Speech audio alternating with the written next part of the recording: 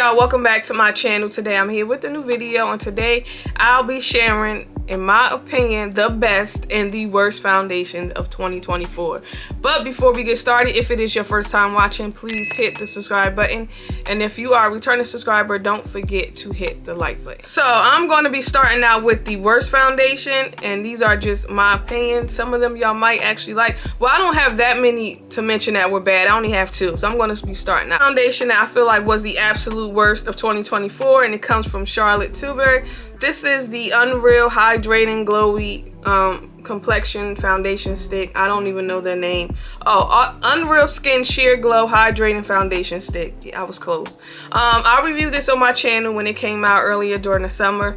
I think during my review I kind of liked it. I can't really remember like my initial thoughts on it, but I do know after that first time trying it out with you guys, I wore this a couple times and I absolutely hated it. I felt like this was way too glowy. I already have oily skin. I am going to get glowy / shiny on my own. I don't need anything to enhance it, and I feel like wearing this during the middle of the summer, it just did not work. Now, hey, maybe around this time of year when it's a lot colder out, I might actually have a better experience with it. I don't know, but I'm not interested in finding out. I'm not going to spend too much time on going over all the reasons why I did not like this, but this is a complexion product that I feel like was one of the worst of 2024. The next one that I feel like was an absolute worst, I do not have it because it immediately went back to the store. I know during my first initial review, I did not like it, and I wore it again a few more times and I hated it, and it went absolutely back to Sephora. And it comes from Fenty. It's the Fenty Soft Lit Foundation, the one that came out earlier during the year. One thing that I really hated about that foundation is when I first applied it, I hated the way that it looked. It felt like, you know how sometimes when you have your foundation on for a long time and it just looks like you had a long day? I felt like that's what that foundation looked like on me when I first applied it. Like within the first 20 minutes, I just hated the way that it looked. It was heavy. It was cakey. It just was too thick. I did not like that foundation. In general, I'm not a huge fan of Fenty products, and that was just another one to add on the list for me. I did not like it. That was a no. Nothing about it was lit. It was horrible. It was heavy, thick, and just, I didn't want it on my face. So that went back to the store. So now I'm going to go into my favorites of the year.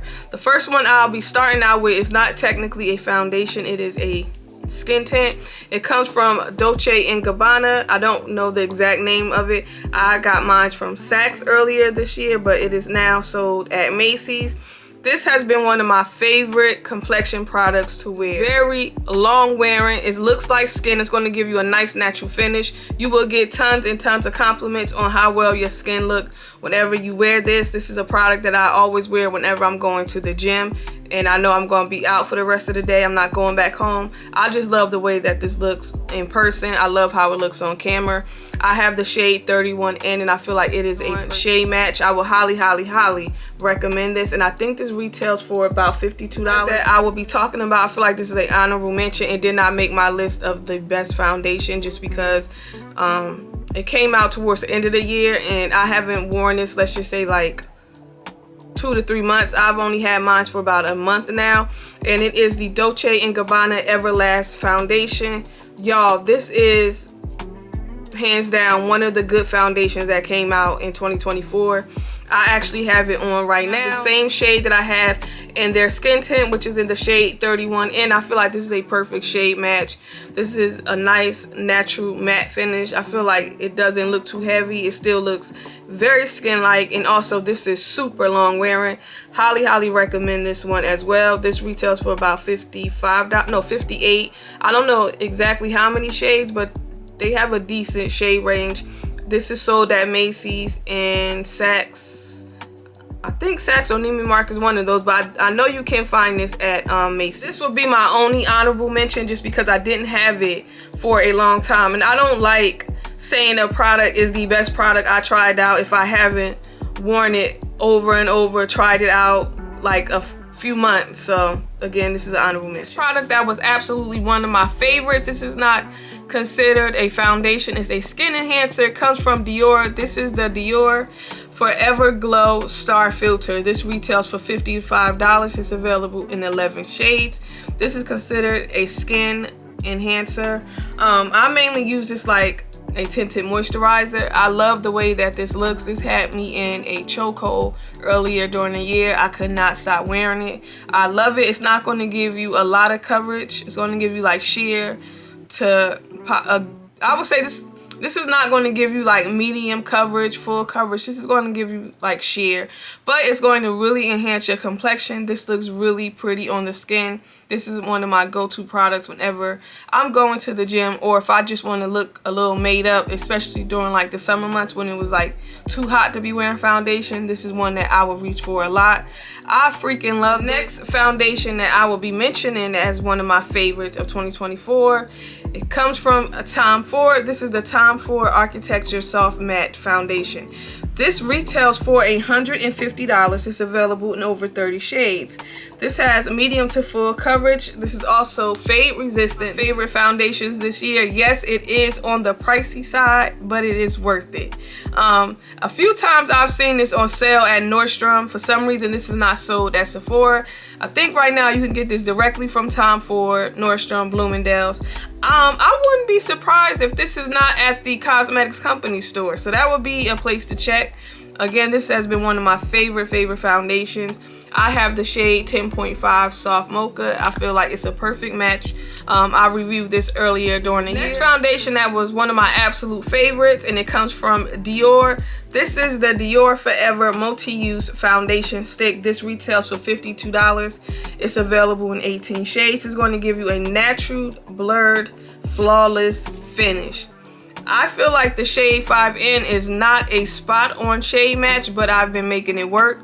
I reviewed this earlier during the year, and I mentioned in that video I was going to go try out shade 6N. I never got around to do it, but I still was wearing this. This was one of my favorite foundations to wear during the summer. This holds up in extremely humid, hot weather. Another product that I feel like is absolutely worth picking up from Dior. This is one of my go-to foundation sticks.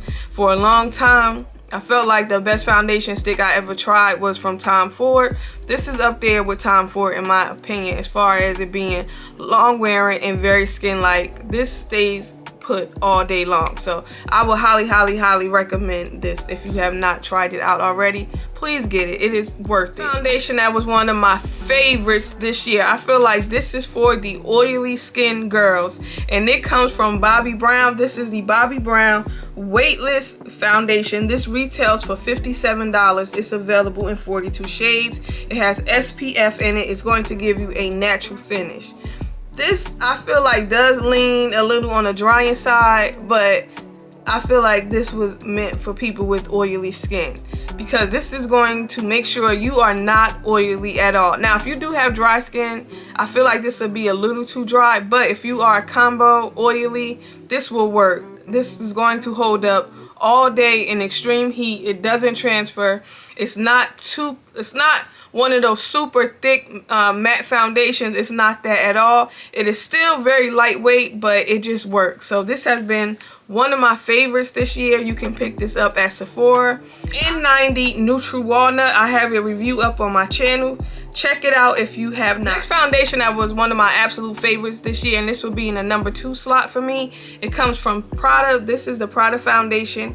It retails for $70. It's available in over 40 shades. This is going to give you a medium coverage with a flawless finish. Y'all, this is like hands down one of the best foundations that I've tried out this year.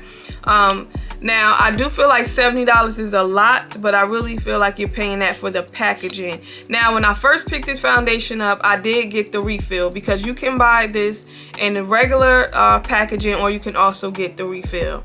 I decided to try out the refill because it was cheaper. I think it was like $45, but when I got the refill, I got the wrong shade. This is what the refill looks like.